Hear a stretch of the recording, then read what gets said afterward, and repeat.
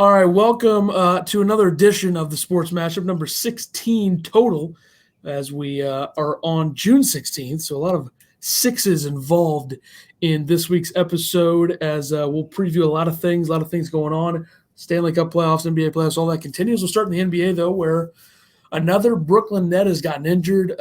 Kyrie Irving hurting his ankle in Game 4 in a loss to the Bucks.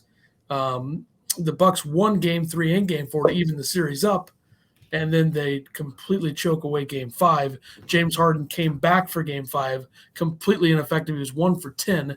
Kevin Durant took the game over, 49 points, 17 rebounds, 10 assists. I think Kevin Durant's showing that he's one of the best scorers in the history of the game. I would put him top 12 right now, probably, in terms of scoring. You know, he's got the MVP, he's got the ring. I think they can win again. I think they can win this year. Like I've said, if 2 of the 3 are healthy, the thing is now with Harden playing, he doesn't look good. He's ineffective. And Joe Harris has been really bad. So Kevin Durant really doing it all. I mean, Jeff Green had 27 props to him, but I think the big takeaway in this series is the Bucks are just weak. Like, that team should not be as weak as they are. Like Giannis, I don't know what to say about him. No, and why is he, if he's an all-pro defender, why is he not guarding KD? I mean, PJ Tucker is the type of defender that you'd want against KD, I think, physicality-wise. But, I mean, I think Giannis wants to guard KD, and I think we'll see that in Game 6. Well, he asked for it now. Yeah, a little late. I think they might be done. I do think that they'll probably go to 7 in this series. And also, have they came out yet and said the severity of Kyrie's ankle injury? I would assume they're keeping that low key, but my guess would be that it's pretty significant. Like, maybe if there's a Game 7 he'd play. I just don't think he'd be effective because I think it's probably similar to what LeBron went through during the season, and it's going to take a lot for him to come back. But I'm sure the Nets expect to be in a good position to make it to the Eastern Conference Finals, you'd think, and then maybe you get him back then. But I'll tell you right now, Harden is just looking bad, and they need Joe Harris to step up because I don't think Jeff Green's going to drop 27 every night, and KD can't do it all himself. So should be interesting to see. I think this game. Blake Griffin had a good game. Yeah, he's been good for them. He fits well, but I think he's really been energized by the fact that he was stuck in Detroit for a few years and then finally joined a good team, and he's kind of showing what he can do. So we'll see. Jason Tatum loses out on a $32 million bonus after not making the All-NBA team, which I think there's a few guys in the All-NBA teams that you'd probably replace with guys like Tatum, Booker, and Mitchell who didn't make it. I think Kyrie didn't play enough to make it over those guys. I think Jimmy Butler shouldn't have made it.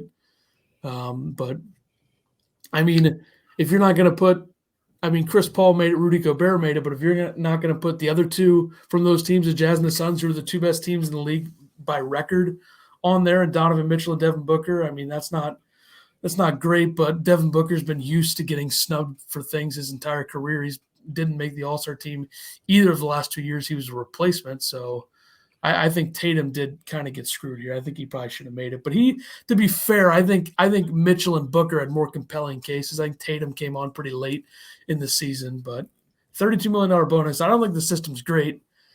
That contract, you're basically losing out on $30 million decided by journalists or whoever votes for that. I think it is them, but not great. Chris Paul, of course, this Suns run is too good to be true. Chris Paul, once again, playoff strikes again. He gets hurt. He gets injured. COVID, the whole thing. He's on the COVID list. Likely will miss the beginning of the Western Conference Final. And if you're a Suns fan such as myself, obviously hoping that the Jazz and Clippers go 7, start the series probably next week at some point. I think he'll play in the Western Conference Final. I think Game 2 or Game 3.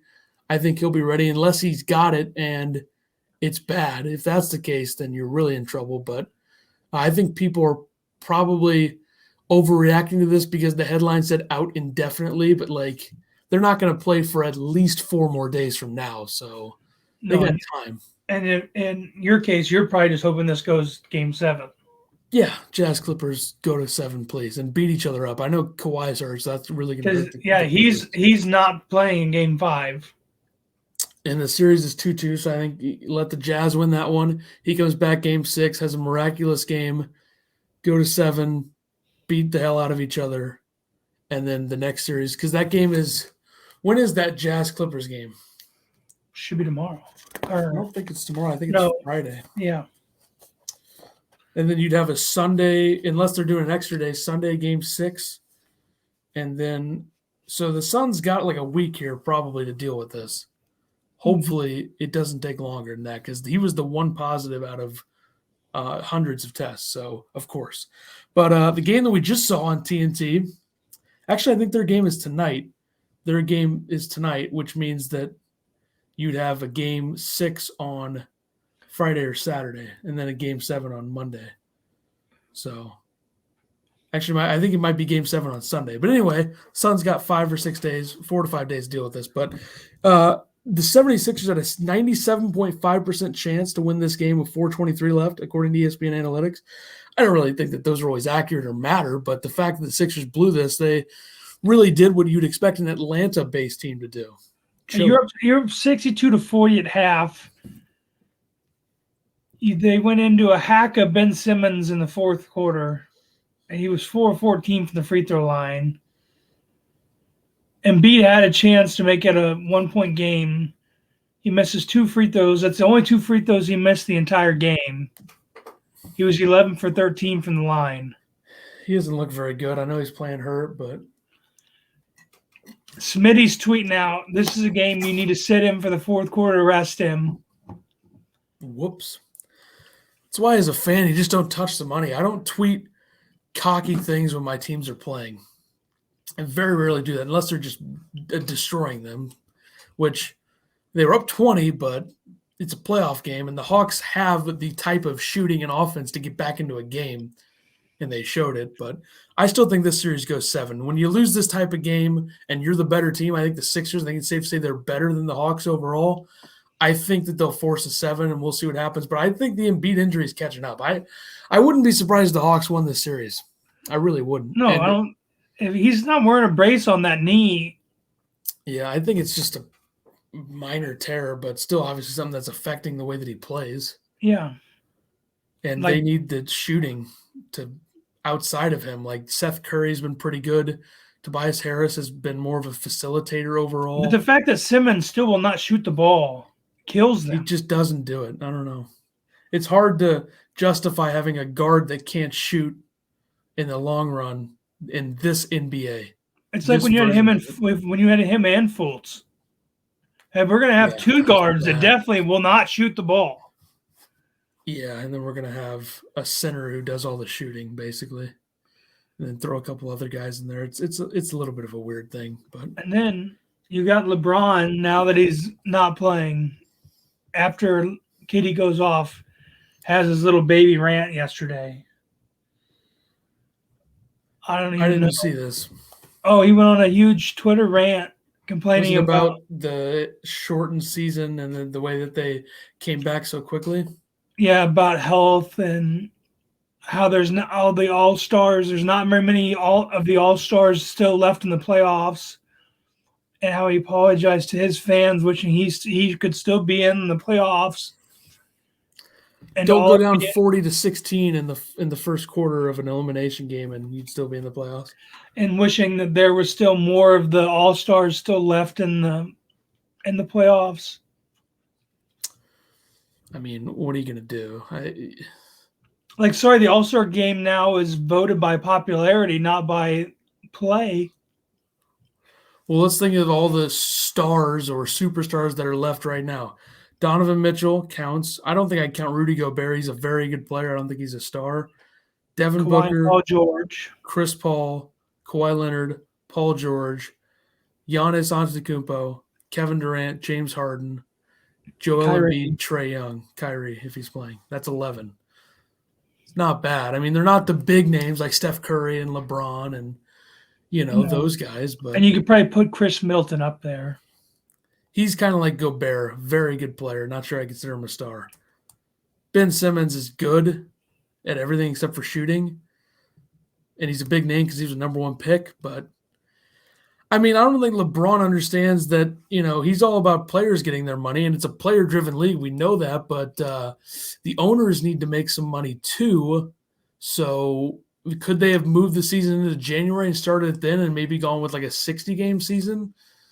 I guess, yeah, but they didn't. And That could have interrupted him recording Space Jam, though.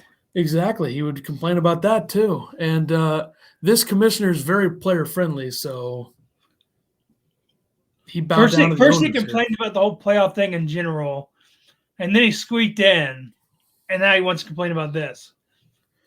Yeah, just go work out and get ready for next season to wear number 6. For some reason, keep switching your number. You're not even worthy of wearing 23 anymore, especially after that pathetic playoff performance. Completely gave up on his team. It's embarrassing, but it's what it is. And then I have a little rant here. You're gonna sit there, Jokic. You just named the MVP. He makes a hard foul in pain. Doesn't really hit him in the face. I mean, he did hit him in the face, but Not really. he swiped his face because he wound up so hard. Definitely hurt, but I agree he shouldn't have been tossed. No, definitely not a thrown out flagrant 2, whatever they worded it, in a very monumental part of the game. Was it in the third still, or was it in the fourth? It was in the third, late third. So in a game 4, you're going to throw out the MVP of the league on I don't know if you want to call it a flop. I mean, it was a hard foul, but he laid there forever. Well, I think it was smart for him to lay there forever because, number one, if he gets up and gets involved in the scrum, he's going to get a technical. Number two, I'm not saying he get up and get into that, but I mean, after everyone was away, he still laid there as if his nose was broke. Yeah. Jokic wound up and swiped his face. It definitely stung him, I'm sure. But the other thing is, I think it was worthy of a flagrant 1 just because of how stupid of a play that was by Jokic. I don't know what the point in him doing that was. Just a frustration thing because he's not getting all the calls. But I'll tell you this right now, LeBron would not have been thrown out for that. And Jokic just never had a situation like this. So the fact they threw him out did surprise me. I don't think the Nuggets would have won, but it's changed the game, definitely. No, because it was the next night or 2 nights later. Who was it? Shoved somebody in the back or they only gave him a flagrant 1. I didn't see that. I forgot who it was and what game it was in. It might have been in the Utah game. But whatever, they only got a flagrant 1. And they're and it was way worse than the Jokic one. Yeah, it was a weird situation. I don't think the refs handled it properly. But this guy, you just kind of made the face of the league, and then you're going to throw him out. Yeah, they may not have won the game, but I don't know. But right now, you sit the Utah Clippers game is going on right now, but they're in game 5. They're sitting at 2-2. Suns they swept Denver. Brooklyn's up 3-2 on Milwaukee, and now Atlanta's up 3-2 on Philly. I would expect Nets, Hawks, Eastern Conference Final, and then Jazz, Suns, Western Conference Final. That'd be my guess, and we'll see where it goes from there.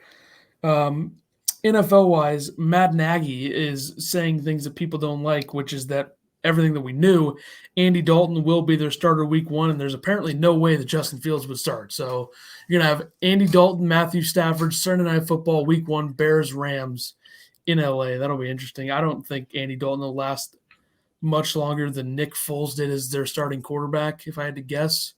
No, but I like this decision, though. Yeah, I think it's overblown, the people that disagree with this. I think it's smart to not just throw Fields in there. I think he could do it if they wanted him to. But they kind of tied themselves in a knot here with the Foles contract still on hand, which I don't know if that still will be in a couple weeks from now, and then drafting Fields after signing Dalton and telling him that he's going to be the starter anyway. So Yeah. I think they drafted Justin Fields with the thought of him being a backup to start, and we've seen that model, so to speak, the Kansas City model. It's worked. So we'll see. He'll probably sit 1 year behind him, or maybe Andy Dalton doesn't last very long this season. But yeah, even if not, you're going to get him to sit behind two not proven quarterbacks, but Dalton had success in Cincinnati.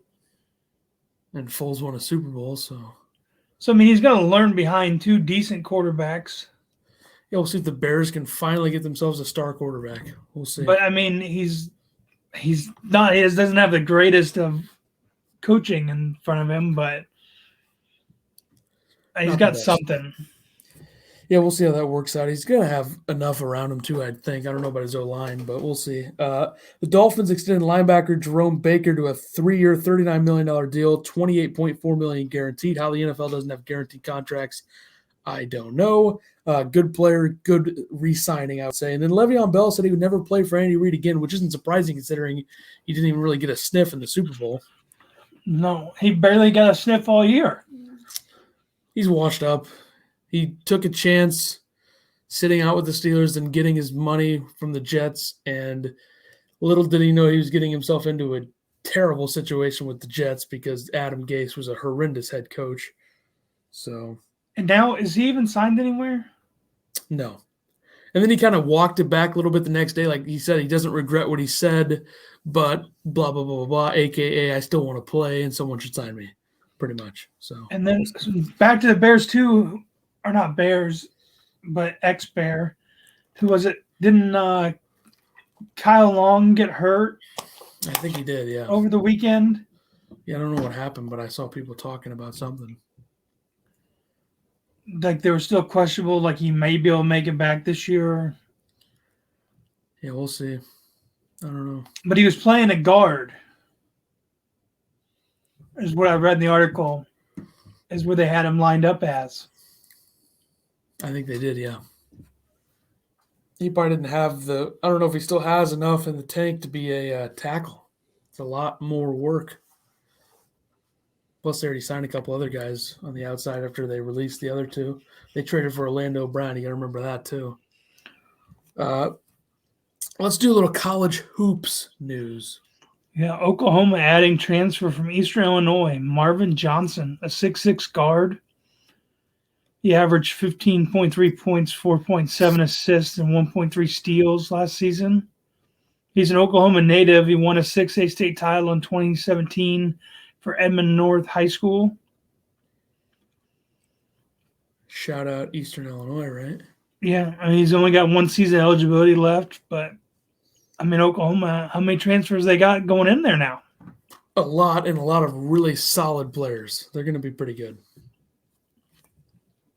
And then St. Mary's signs arguably one of the top international prospects, Augustus.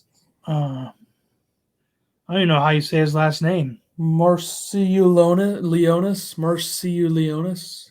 That's about right. His dad was his son of Naismith and FIBA Hall of Famer Sarunas, who played 7 years in the NBA, averaging 18.9 points per game with the Warriors at his peak. He won a gold medal in the 88 Olympics with the Soviet Union and a bronze medal in 92 and 96 representing Lithuania. Solid player, has West Coast Conference player written all over him, so that's a good pickup by St. Mary's. Not surprised. I'm a little bit surprised that we didn't see Gonzaga jump on a foreign big man or guard. But it's always that, St. Mary's always gets that one random foreign player. Like they had Dellavedova, Patty Mills. A lot of West Coast Conference teams do that. But St. Mary's always has that one. Gonzaga had Killian Tilly and Petrusev. A couple guys. And they've had Sabonis. Yeah. West Coast Conference is good that way. They got a lot of skilled European or whatever players, overseas players. But yeah, I mean, usually St. Mary's gets more of like the Australian guys. Yeah, I'm pretty sure that's Patty Mills and Delvedova were from. Yep. We'll see how he plays, I guess, with them. Let's go to the golf. Yeah, last week we had the Palmetto Championship. The winner, Garrick Higo, shot 11 under, won 1.3 million. Quite the meltdown from Chesson Hadley. Meltdown. Bad. Yeah, he had quite the lead going into Sunday and just fell apart. And then this week we got the U.S. Open. Defending champion Bryson DeChambeau, Torrey Pines South Course at La Jolla, California. Which is pretty much San Diego. So we'll see. This should be a really good tournament. Third major of the year. The first two, of course, the Masters won by Hideki Matsuyama and the PGA Championship won by Phil Mickelson. I have my Winged Foot Nike hat on. Shout out to last year's U.S. Open at Winged Foot that was won by DeChambeau in October. So big shout out to that. And speaking of DeChambeau, the USGA reportedly, this is a report, I know DeChambeau's agent said this is not true, but they reportedly asked DeChambeau's agent if he would be okay being in a group with Brooks Koepka, and he said no. So DeChambeau, not a man of the people. I don't know if Koepka would even want to do this in a major because it's like, you kind of want to just focus on your game rather than having this whole beef thing or whatever. And I know Brooks has said in the past that they don't even really have like a beef. They just don't like each other. I think in a regular tournament, like not a major, but like a big regular tournament, like the Travelers Championship that's coming up. Maybe something like that where you have them paired together. But, I mean, this would be good for golf if they were paired together, but they're not. And then wasn't there also a press conference today in regards to the match? That I don't know when they recorded that, but it aired a few days ago, I think. Oh, I thought it aired today. I think it might have been yesterday, but yeah, I mean, everybody knows that Aaron Rodgers is just trolling the media and having some fun so he can show up midway through training camp. We all know that.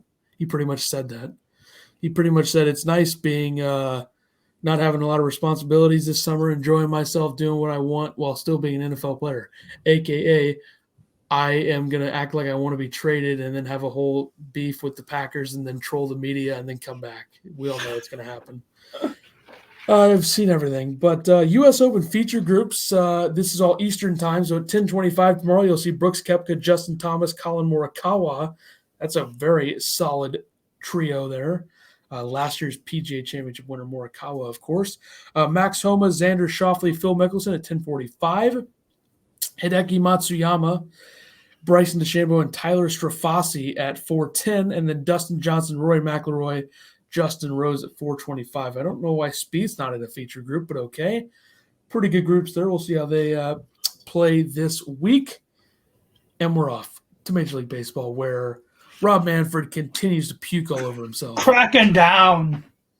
Yeah, cracking down on pitchers using sticky stuff with a 10-day ban. First of all, weak punishment if you really care that much. Second of all, why are we doing this in the middle of the season? And it's like he's making the judge, jury, executioner. If you already didn't think this commissioner is a bumbling idiot who should not have the job that he has, I mean, this should convince people. Because first of all, number one, why on earth would you tell pitchers before the season that this was pretty much a dry run? They were going to look at some baseballs to check them out and see what's going on. And then public pressure or flat-out stupidity to do it in the middle of the season? Not quite sure I understand that. And second of all, sunscreen mixed with rosin should not be an illegal substance. It's not spider tack. It's not those really, really sticky substances that actually improve your spin rate. Tyler Glasnow said it best, and he has a partially torn UCL, and he hopes to return in October, the Rays ace. He was using sunscreen and rosin for grip. He said, and I quote, and I believe him, I don't need more spin. My hands are big, and I want to use sunscreen and rosin for better grip because the ball's dusty. He doesn't use it in one game, it gets hurt. So it's ridiculous. Sunscreen and rosin should be legal. I think it's ridiculous that it's not. It's not a sticky substance. It's a substance that helps with grip, and it's not even that big of a booster to your spin rate. So it just makes no sense. No. ridiculous. And I know you're not a fan of him, but I follow, Trevor Bauer. And he had that big interview and he was showing like just sweat and rosin, the ball sticking to his hand. He's Yeah, like I don't get it. I don't even need anything else. And the ball sticks to my hand with just this. I agree with Bauer on this, definitely. I think the whole thing's stupid. I think Major League Baseball continues to puke all over itself. The people who run baseball hate baseball the most. It's the stupidest thing. Doing this in the middle of the season is about as stupid as can be. You're going to end up with injured pitchers. Just a mess. Manfred's an idiot. I'm really tired of him, but hopefully he'll be gone soon. We'll see. Well, and Bauer said too, he's like, with this rule, if you ban a starter, then you're putting more pressure on another starter to either rush a start or then a bullpen has to then fill in, and then they're risking an injury because you can't replace the pitcher that gets suspended either. No, then the bullpen guy has to start, and then the bullpen has to fill in that whole day. So they're risking injury, all because of that. They told them at the beginning of the season it was going to be a dry run. They weren't going to do anything about it this year. And then all of a sudden in June, everything changes. It's so stupid. I don't understand. And now your boy DeGrom keeps getting pulled. Yeah, I know. He said he was sick of it, shoulder tightness or something. I mean, he was completely dominant tonight. Struck out 8 of 9 batters after 3 innings, and he had an RBI single. So now he has 6 RBIs and 4 earned runs this season. If he can stay healthy and he avoids a significant injury, he'll win MVP and Cy Young, I'm pretty sure. But hopefully he can stay healthy. We'll see. He's had last 2 starts. He's left with an injury. So maybe it's like the last 3. Yeah, I don't know. He ended up in the IL once this year already. Probably be on there again. But his numbers are insane. I mean, 4 earned runs in like 11 starts. That's quite something. So there you go. And then the MLB's top 3 current teams 69 games in are the White Sox at 43-25 with a plus 107 differential. The White Sox are the Giants at 42-25 with a plus 73, and then the Rays at 43-26 plus 83. Yeah, I wouldn't have expected the Giants on this list at all. The White Sox I could have seen, the Rays I could have seen, but what the Giants have done has been quite something considering what they're working with. A lot of overperformers as well, so that helps. I wouldn't have expected them to be there, though. I think 25-42 is probably what I would have expected out of the Giants, to be honest, but didn't go that way. So there you go. Good for them. The National Hockey League, the New York Rangers officially hired Gerard Gallant as their head coach. He won the Jack Adams for Coach of the Year in 2017-18 after leading Vegas to the Stanley Cup final, where they lost to Washington in 6 games I think it was 5 games actually, in his first season in their first season. So proven coach, smart hire by the Rangers. I think they really need to toughen up. I think the Tom Wilson incident showed that you can't have a bunch of fancy skating skill players out there and expect to be able to, go toe-to-toe with tougher, bigger, heavier teams. So we'll see. And second round is in the books. Yeah, interestingly. Yeah, I only 2 of the series went to game 6s. One was a sweep, and one went to game 5. Short second round. That North series still Montreal goes from the bottom feeder to they are a contender. Yeah, it looks like they might be even with Vegas. They're up 3-1 when we started recording. They're up 3-1 with 8:50 left, so they're probably going to even that series up at 1-1. Who would have thought? I guess when you have Carey Price, you can't really rule anything out, but I didn't expect them to make this big of a run. But they are a heavy team. They remind me a lot of the Blues from 2019. Like 4 lines, heavy, big defense, hot goaltender. It's kind of how you win cups. So we'll see. I don't think they'll be able to do it because I think Vegas is so good, even though I did pick a Montreal-Tampa Bay final. So, I think Tampa Bay would probably win that, but you never know. I think Montreal might be on one of these magical runs that we see every so often, like the Blues in 2019, or you want to say the Capitals in 2018. Was it that type of run? I just think they were very good, and it was going to happen at some point. I just don't. But I would take any of the other three teams to win, but Montreal. yeah, I know you don't like them because of Boston, but you want the Islanders or Tampa to win. I think you would want Vegas if you had to pick. I'd take anybody else to win but Montreal. Well, they could be on one of those magical runs, and you had to expect Carey Price to do something like this at some point in his career. He's too good not to, but we'll see. Long way to go. Both series about to be 1-1. You got Lightning and the Islanders sitting at 1-1, and Vegas is up 1-0. But Montreal's looking to tie that up right now, currently, as we're recording. Who the hell wants to watch a Montreal Islander Stanley Cup final? Boy. I mean, it'd be fun to watch for hockey fans, but like the general public, I don't really think anybody in the States would care. I think Tampa, Vegas would probably do better numbers, but we'll see. College football is where we go next. Yeah, Luke McCaffrey, former quarterback for the Nebraska Cornhuskers, is transferring to Rice, son of Ed McCaffrey, younger brother of Christian. He announced in February that he would be transferring to Louisville, and he recently left Louisville after several workouts with the team and decided to transfer to Rice. Not quite sure I can keep track of all these McCaffreys. He was at Nebraska, then went to Louisville, just for summer, had been there for just a couple workouts with the team, and has now left the program to transfer to Rice. Yeah, I don't really. That's a weird one. I don't really understand what happened there. I don't either. Maybe he didn't. It's kind of shocking. You got. I forgot where his dad played. Your brother goes to Stanford. You're the quarterback in Nebraska, and then all of a sudden you're going to transfer to. The other brother Louisville. Went to Michigan, right? Dylan McCaffrey. I believe so. He went to Michigan, then he just transferred this year to Northern Colorado, which I think is where Ed is or played. Ed McCaffrey is the head coach at Northern Colorado right now, and he played at Stanford. So there you go. Not going to join his brother and dad because they're both quarterbacks. So there you go.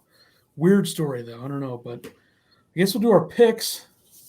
Not a lot to cover in this one, just some interesting topics of sorts, but something I had to give with my hot streak. I had 2 undefeated weeks of baseball in a row, and then it really downhill this week. A 1-6 week, 0-2 in the NBA, 0-1 in the NHL, 1-3 in Major League Baseball. All 4 of my golfers cut, which this was the one bad week of the year. I'm 52-42 overall.